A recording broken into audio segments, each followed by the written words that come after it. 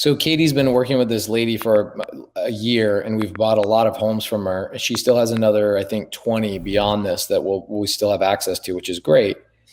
But somebody advised her, stop selling these houses because the market's going to go like crazy.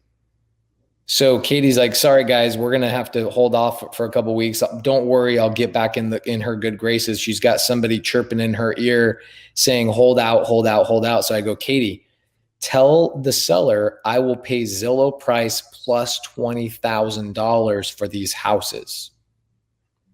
And that's what got the deal done. So there's a question in the comments right here. Okay, Joshua Kim says, how do you make a profit on sub-twos when you're paying to buy a property? Now, here's something that's very interesting. I want to show you guys a little screen share that I think you guys will get some value out of. By the way, Katie, how'd you like that conversation I had with the seller about beer? That was great. And the best part is I thought, like, when I first found this person that we've been buying all these seller carries from, I thought that would be like the one and only. I never thought I'd find anybody else to like do the seller carry option. And then I've gotten like 4 people outside of her. So that's the best part of it. Yes. So check this out. So this is my Airbnb manager. His name's Noah Hoffman. You guys can see all these bookings that we have. Check this one out right here. So let's see if I can make this a little bit bigger.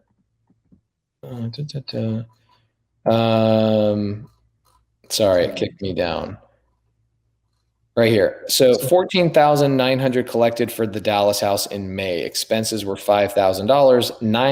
$9,448 is deposited to you. So Joshua Kim, this was literally 5 hours ago that I got this text message. Okay. I paid $50,000 over retail for this property. $50,000 over retail for this property. My exit strategy is pretty obvious. It's an Airbnb, but I'm making $100,000 net per year on one house that I paid $50,000 over value on.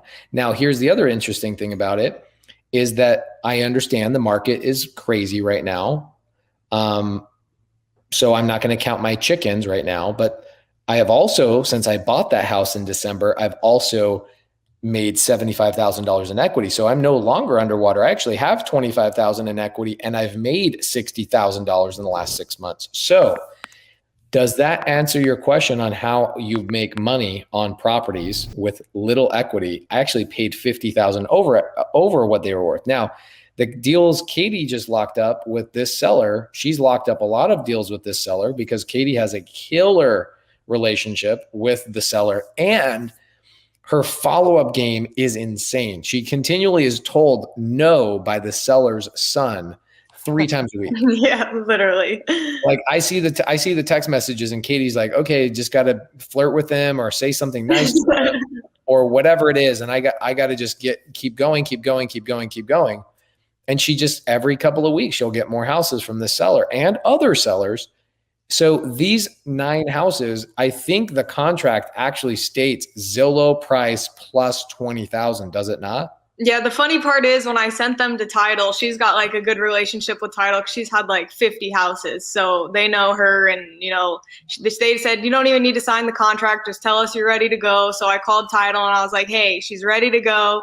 And she's like, well, why are you at such a low interest rate? Like all these other people that she's ever sold to, she's at like a 5% rate. I said, well, I earned it. I've been dealing with her for like over a year now, and we've created a relationship. So she's willing to give us a better rate now. And all these other people, one guy bought a house from her, and then it was supposed to be like her holding it, and then he turned around and sold it. So she's like lost trust in everybody else. So it's kind of good for me.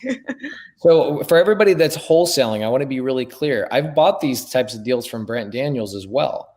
And actually one of my first wraps that I ever did was purchased from Jamil. He wholesaled it to me, and I paid over retail at the time. That house right now, Jamil, is getting refinanced, and I'm getting a check for like $60,000 plus all the cash flow I made all those years. But the thing is, Katie is the only wholesaler that is even speaking to this seller that stands a chance. She's paying 20 grand over retail while every other wholesaler is trying to pay 60 cents on the dollar.